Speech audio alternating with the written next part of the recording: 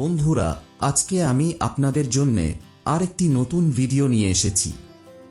এই ভিডিওটি লেখিকা লেল লোন্ডসের বই 92 little tricks to talk to এনিওয়ানের উপরে ভিত্তি করে তৈরি করা হয়েছে। এই বইটিতে এমন 92টি কৌশলের কথা বলা হয়েছে যার দ্বারা আমরা আমাদের সম্পর্কের উন্নতি করতে পারি এবং যে কোনো ব্যক্তির সাথে ইমপ্রেসিভ বা চিত্তাকর্ষকভাবে কথা বলতে পারি। আমি এই বইটির সারাংশ 4টি ভিডিও সিরিজের মাধ্যমে আপনাদের সামনে নিয়ে আসব, যাতে আপনি এই বইটিতে লেখা প্রতিটি কৌশল আরও ভালোভাবে বুঝতে পারেন। আপনারা আগে এই বইটির ভিডিও সিরিজের প্রথম 3টি পর্ব দেখেছেন এবং আপনারা সেই ভিডিওগুলি খুবই পছন্দ করেছেন। এর জন্যে আপনাদেরকে অসংখ্য ধন্যবাদ। আজ আমি এই বইয়ের 4র্থ এবং শেষ পর্বটি নিয়ে এসেছি। তাহলে চলুন শুরু করি এই সিরিজের 4র্থ এবং শেষ পর্বের 71 নম্বর কৌশল দিয়ে। 71 নম্বর কৌশল: আপনি তাদের সাথে কিভাবে দেখা করবেন যাদের সাথে আপনি দেখা করতে চান। লেখিকা বলেছেন যে আপনি আপনার জীবনে যদি কিছু বড় করতে চান এবং এই জন্যে আপনাকে যদি কোনো ব্যক্তির সাথে দেখা করতে হয়, তাহলে আপনি সেই ব্যক্তি নিজে থেকে এসে আপনার সাথে দেখা করার জন্য অপেক্ষা করবেন না, বরং আপনি নিজে গিয়ে সেই ব্যক্তির সাথে দেখা করুন। লেখিকা আরও বলেছেন যে আপনি যদি আপনার জীবনে কোনো মানুষকে পেতে চান, তাহলে আপনি তার সম্বন্ধে সারাক্ষণ ভাবতে থাকুন। যেমন আপনার লক্ষ্য যদি অনেক বড় হয়ে থাকে, তাহলে আপনার জানা উচিত যে কখন, কোথায়, কিভাবে আপনি আপনার লক্ষ্যে পৌঁছতে পারবেন। 72 নম্বর কৌশল: একটি বড় সমাবেশের মধ্যে থেকে লোকেদের কিভাবে নিজের দিকে আকৃষ্ট করবেন। লেখিকা বলেছেন যে আপনি যদি বড় কোনো সমাবেশের মধ্যে থেকে সবার দৃষ্টি আকর্ষণ করতে চান, তাহলে আপনি সবসময় সবার সাথে উন্মুক্তভাবে মেলামেশা করুন। তাদের প্রত্যেকের এমন মনে হওয়া উচিত যে আপনি তাদের কাছ থেকে কিছুই লুকিয়ে রাখছেন না। আপনার আচরণ এমন হওয়া উচিত যে যখনই লোকেরা আপনার সাথে কথা বলবেন, তখন আপনি বলবেন যে আপনার এই কথায় আমার সম্মতি রয়েছে। সবসময় মানুষের কাছে না গিয়ে তাদেরকে নিজের দিকে আকর্ষিত করুন। 73 নম্বর কৌশল: কিভাবে লোকেদেরকে একজন সিনেমা তারকাদের মতো অনুভব করাবেন। লেখিকা বলেছেন যে আপনি আপনার সঙ্গীর ছোট ছোট বিষয়গুলি আপনার কথাবার্তার মধ্যে অন্তর্ভুক্ত করুন। উদাহরণস্বরূপ, যদি আপনার সঙ্গী কোথাও ঘুরতে যায়, বা আপনার কোনো বন্ধু যদি কোথাও ভ্রমণে যায়, বা সে যদি কিছু কাজ করে থাকে, তাহলে আপনার তাকে জিজ্ঞাসা করা উচিত যে সে কোথায় ঘুরতে গিয়েছিল, কেমন ছিল সেই জায়গাটা, বা সেখানে তার যাত্রা কেমন ছিল। এতে সামনের ব্যক্তিটি অনুভব করেন যে আপনার কাছে তার সম্পর্কে সম্পূর্ণ খবর রয়েছে। আপনি যদি কোনো ব্যক্তির ছোট বড় ঘটনাগুলি লক্ষ্য করেন, তাহলে এইটা নিশ্চিত হয়ে যায় যে আপনি তাকে পছন্দ করেন এবং সেই ব্যক্তি নিজেকে একজন তারকা হিসেবে ভাবতে শুরু করেন। তিনি অনুভব করেন যে পুরো বিশ্ব তার চারপাশে ঘোরে। এবং আমরা সবাই জানি যে লোকেরা স্টারডাম বা তারকার মতো গৌরবকে কতটা ভালোবাসেন। 74 নম্বর কৌশল: আপনি লোকেদের সম্পর্কে মনে রেখে তাদের কিভাবে অবাক করবেন। এই কৌশলটিতে লেখিকা বলেছেন যে যখনই আপনি কোনো নতুন ব্যক্তির সাথে দেখা করবেন, তখন সেই ব্যক্তির সম্বন্ধে কিছু বিষয় লিখে রাখুন যা তিনি পছন্দ করে থাকেন। যেমন তার প্রিয় রেস্টুরেন্ট, তার প্রিয় খেলা, তার প্রিয় সিনেমা এবং তার প্রিয় পানীয় ইত্যাদি। আপনি সেই ব্যক্তিকে তার প্রিয় রেস্টুরেন্টে নিয়ে যেতে পারেন, তার পছন্দের খাবার খাওয়াতে পারেন, একটি প্রিয় সিনেমা দেখতে পারেন, এবং আপনি যে কোনো কাউকে এইটা বলতে পারেন যে আপনি তার সম্পর্কে সবকিছু মনে রাখেন। আমরা যখন কোনো ব্যক্তির সম্পর্কে সবকিছু মনে রাখি, তখন সামনের ব্যক্তিটি খুব ভালো অনুভব করে থাকেন। 75 নম্বর কৌশল: আমরা আমাদের চোখের মাধ্যমে কিভাবে কোনো ব্যক্তির কাছে যে কোনো জিনিস বিক্রি করতে পারি। এই কৌশলটিতে লেখিকা বলেছেন যে যখনই আমরা কোনো ব্যক্তির কাছে কোনো পণ্য বিক্রি করি তখন আমাদের দৃষ্টি শুধুমাত্র সেই ব্যক্তির দিকেই থাকা উচিত। আমাদের চোখ কান খোলা রেখে সামনের গ্রাহকের প্রতিক্রিয়া আমাদের ভালোভাবে লক্ষ্য করা উচিত এবং এরপরে তাদের প্রতিক্রিয়া অনুসারে পণ্য বিক্রি করার পদ্ধতি আমাদের তৈরি করা উচিত। আমরা যখন কোনো ব্যক্তির কাছে তার পছন্দ অনুসারে পণ্য বিক্রি করি তখন তিনি বিরক্তি বোধ করেন না এবং আমাদের পণ্য কেনার জন্য তিনি আগ্রহ দেখান। ৭৬ নম্বর কৌশল। যেসব লোকেরা পার্টির পরিবেশ নষ্ট করে থাকেন তাদের উপেক্ষা করে কিভাবে মানুষের ভালোবাসা অর্জন করবেন। এই কৌশলটিতে লেখিকা বলেছেন যে যখন আমরা কোনো ব্যক্তির সাথে পার্টিতে যাই তখন আমাদের উচিত যে সেই সমস্ত লোকেদের থেকে দূরে থাকা যারা পার্টির পরিবেশ নষ্ট করে থাকেন, অর্থাৎ যারা শুধুমাত্র নিজেদের সম্পর্কে কথা বলেন বা যে কোনো ব্যক্তির সম্পর্কে আজে বাজে কথা বলে থাকেন। আমাদের তাদের থেকে দূরে থাকা উচিত। আমাদের সবসময় ইতিবাচকভাবে কথা বলা দরকার। যাদের চিন্তা ভাবনা বড় হয়ে থাকে তারা ছোট ছোট জিনিসগুলিতে ধ্যান দেন না, কারণ তাদের মনের মধ্যে সবসময় একটি ইতিবাচক চিন্তা ভাবনা থাকে। ৭৭ নম্বর কৌশল। লোকেদের ভুল কথা বলা সত্ত্বেও কিভাবে তাদের মন জয় করবেন। আপনি কোথাও বাইরে গিয়ে সবার সাথে যখন কথা বলেন তখন কোনো একজন ব্যক্তি এসে হঠাৎ করে আপনার কথার মাঝখানে কথা বলতে শুরু করলে সবার ধ্যান তার দিকে চলে যায়। এই সময়ে আপনি আপনার কথা বলার একটি ভালো সুযোগ পান। আপনার সেই সময় বলা উচিত যে আপনারা একটু অপেক্ষা করুন। এই মুহূর্তে অন্য কোনো ব্যক্তির কথা শুনবেন না।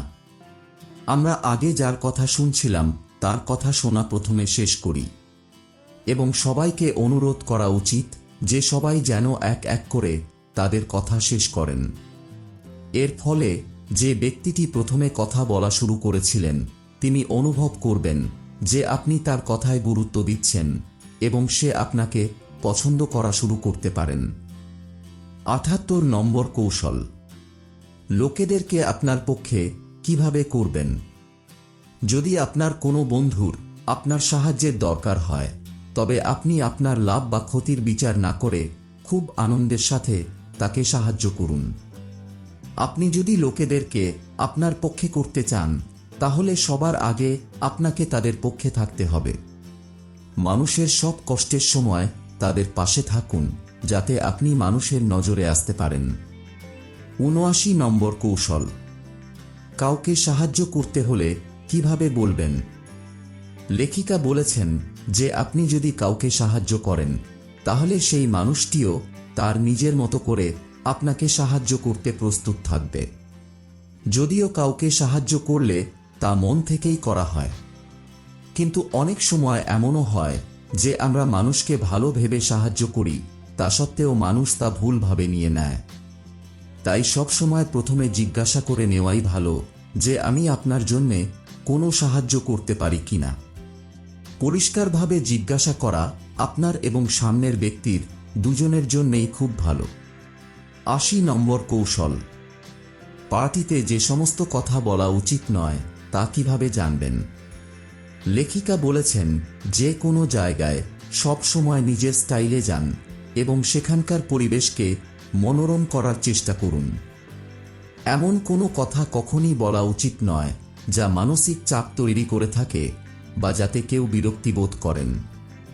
আপনি যদি আপনার কথায় সবাইকে খুশি করতে পারেন তাহলে আপনিও মানুষের নজরে আসবেন এবং সবাই আপনার প্রতি মুগ্ধ হবেন।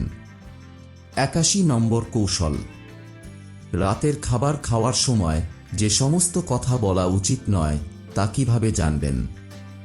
লেখিকা বলেছেন যে যখন আপনি সবার সঙ্গে একসাথে ডিনার করেন তখন খাবার টেবিলে শুধুমাত্র ইতিবাচক কথাবার্তাই বলা উচিত। আপনার ব্যবসা, আপনার স্বপ্ন, আপনার ইচ্ছা এইসব সম্পর্কে কথা বলুন। এমন কিছু কথাবার্তা বলবেন না যা ভালো শোনায় না বা নেতিবাচক শোনায়। ৮২ নম্বর কৌশল। হঠাৎ করে হওয়া মিটিংয়ের মধ্যে কি কথা বলা উচিত নয়। যখন আপনি হঠাৎ করে কারোর সঙ্গে মিটিংয়ে যাবেন বা হঠাৎ করে যখন আপনাকে মিটিংয়ে ডাকা হবে তখন কারোর সঙ্গে খুব বেশি বাড়িয়ে কথা বলবেন না। যদি আপনি মিটিং করার সুযোগ পান তাহলে আপনার মিষ্টি করে এবং সোজাভাবে কথা বলা উচিত। ৮৩ নম্বর কৌশল, লোকেদেরকে আপনার কথা শোনার জন্যে কিভাবে তৈরি করবেন। আপনি যদি কাউকে আপনার কথা জানাতে চান বা যদি একটি ধারণা দিতে চান তাহলে আপনি তখনই শুরু করুন যখন সামনের মানুষটির কাছে তার নিজের সব ধারণা শেষ হয়ে যায়। এতে তিনি আপনার কথাই শুধু শুনবেন না, বরং আপনার কথা তিনি গ্রহণও করতে পারেন। ৮৪ নম্বর কৌশল, আপনার সামনের ব্যক্তির রাগকে কিভাবে ৩টি কথার মাধ্যমে শান্ত করবেন। লেখিকা বলেছেন যে আমরা যখন কোনো ঘটনা নিয়ে কথা বলি তখন আমরা শান্তভাবে কথা বলি, কিন্তু একজন ব্যক্তি যখন তার অনুভূতির কথা বলে থাকেন তখন মাঝে মাঝে তিনি রেগে যান। এমন সময়ে আমাদের মানুষকে তাদের অনুভূতি বা তাদের রাগ প্রকাশ করার সুযোগ দেওয়া উচিত, যাতে লোকেরা তাদের মনের সমস্ত কথা বলতে পারেন। এরপরে আপনাকে শুধুমাত্র এইটা বলতে হবে যে আপনি কোনো চিন্তা করবেন না, আমরা সবাই আপনার সাথে আছি এবং সবকিছু ঠিক হয়ে যাবে। ৮৫ নম্বর কৌশল, আপনার সামনের মানুষটিকে আপনার মতো করে কিভাবে তৈরি করবেন। লেখিকা বলেছেন যে আপনি যখনই কোনো ভুল করেন তখন আপনার ভুলের কারণে যে ব্যক্তির ক্ষতি হয়েছে তার প্রতি আপনি ধ্যান দিন। এর মানে হল যে শুধুমাত্র আপনার ভুল শুধরে নেওয়াই যথেষ্ট নয়, বরং আপনি নিজেকে জিজ্ঞাসা করুন যে কেউ যদি আমার সাথে এই একই ভুল করতেন তাহলে আমি সংশোধন করার জন্যে কি করতাম, এবং আপনি আপনার সামনের ব্যক্তির জন্যে সেই একই কাজটি করুন, যাতে আপনার দ্বারা করা কোনো ভুল কারোর জন্যে উপকারী হতে পারে। ৮৬ নম্বর কৌশল, কোনো ভুল মানুষকে আপনার ফাঁদে কিভাবে ফেলবেন। লেখিকা বলেছেন যে আপনি যদি কোনো ব্যক্তিকে মিথ্যা কথা বলতে বা কোনো অন্যায় কাজ করার সময় ধরে ফেলেন তবে তাকে তার ভুলটি তার সামনে বলবেন না, বরং এমন একটি কৌশল তৈরি করুন যাতে সে নিজেই ফেঁসে যায় এবং নিজের ভুল স্বীকার করে নেয় এবং ভবিষ্যতে আর কখনো এমন ভুল যেন না করে। ৮৭ নম্বর কৌশল, আপনি আপনার ব্যক্তিগত পরিষেবার মধ্যে যা চান তা কিভাবে পাবেন। লেখিকা বলেছেন যে আপনি যদি কোনো ব্যক্তিকে দিয়ে ব্যক্তিগত কাজ করিয়ে নিতে চান তাহলে সব সময় সেই ব্যক্তির প্রশংসা করুন। সামান্য প্রশংসা করার মাধ্যমে ভবিষ্যতে সেই ব্যক্তি তাই করবে যা আপনি তাকে দিয়ে করাতে চান। ৮৮ নম্বর কৌশল, কিভাবে নেতা হবেন।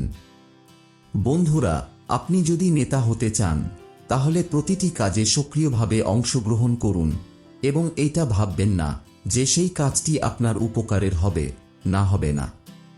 আপনি যখন প্রতিটি কাজে সক্রিয়ভাবে অংশগ্রহণ করবেন এবং সব জায়গায় গিয়ে কাজ করবেন তখন আপনি লোকেদের নজরে পড়বেন এবং মানুষ আপনাকে গুরুত্ব দিতে শুরু করবে। ৮৯ নম্বর কৌশল, আপনি যতটা স্মার্ট তার থেকেও বেশি স্মার্টনেস কিভাবে দেখাবেন। লেখিকা বলেছেন যে ইংরেজি ভাষার প্রায় 50টি শব্দ এমন আছে যেগুলি আপনি শিখে আপনার বলা শব্দের মধ্যে যদি আপনি ব্যবহার করতে পারেন তাহলে আপনি নিজেকে অনেক বুদ্ধিমান হিসেবে দেখাতে পারবেন, যেমন গ্লোরিয়াস, ওয়ান্ডারফুল, স্প্লেন্ডিড, স্টানিং ইত্যাদি। এমন সব শব্দ যা শুনতে খুবই ভালো লাগে। এই শব্দগুলি উচ্চারণ করলে মনে হয় যে আপনার ভোকাবুলারি খুবই ভালো এবং এতে মানুষের মনের মধ্যে আপনার একটা ছাপ পড়ে। ৯০ নম্বর কৌশল, কিভাবে সেক্রেটারিকে দিয়ে আপনি আপনার কাজ করাতে পারবেন। অনেক সময় এমন হয় যে কোনো প্রতিষ্ঠানের মালিক যদি কিছু লোকেদেরকে উত্তর দিতে না চান তবে তিনি তার সেক্রেটারিকে বলে থাকেন যে যার ফোনই আসুক তা যেন প্রত্যাখ্যান করে, কিন্তু সরাসরি প্রত্যাখ্যান করা ভালো দেখায় না। এই জন্যে লেখিকা একটি কৌশলের কথা বলেছেন যে যখনই কারোর ফোন আসে তখনই সেক্রেটারিকে তার নাম জিজ্ঞেস করতে হবে। এরপরে সামনের ব্যক্তিটি তার নাম জানালে সেক্রেটারিকে বলতে হবে, ঠিক আছে, একটু অপেক্ষা করুন, আমি মালিককে জানিয়ে দিচ্ছি। কিন্তু মালিক তো কথাই বলতে চান না।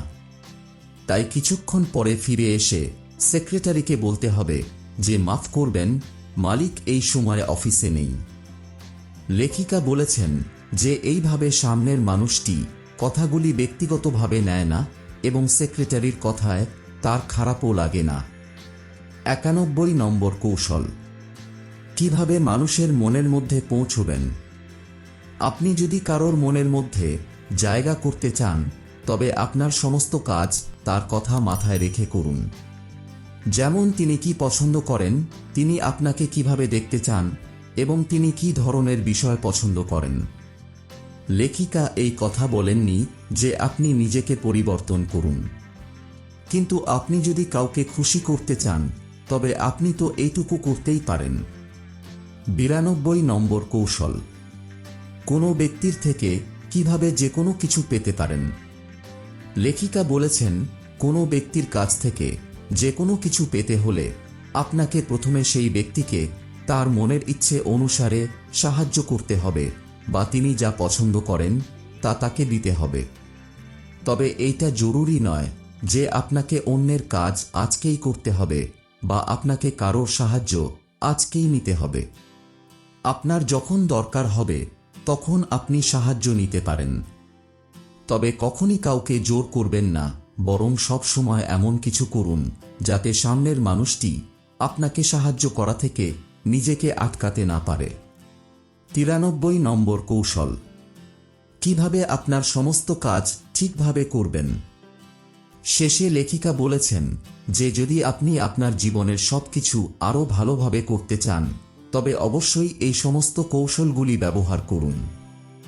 সবসময় ইতিবাচক থাকুন, সবার সাথে আনন্দ উপভোগ করুন, সবসময় ভালো ব্যবহার করুন, সবাইকে খুশি রাখুন এবং নিজেও খুশি থাকুন। তাহলে বন্ধুরা, আমি এইখানে আমাদের এই ভিডিওটি শেষ করলাম।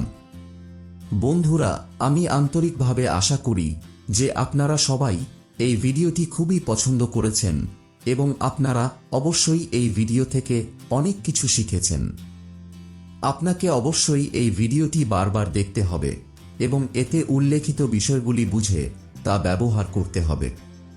আপনি যদি আমাদের এই ভিডিওটি পছন্দ করে থাকেন, তবে আমাদের এই ভিডিওটিকে লাইক ও শেয়ার করুন যাতে আমরা উৎসাহ পাই, এবং অবশ্যই আমাদের চ্যানেল বুক স্পিকারের সদস্য হন।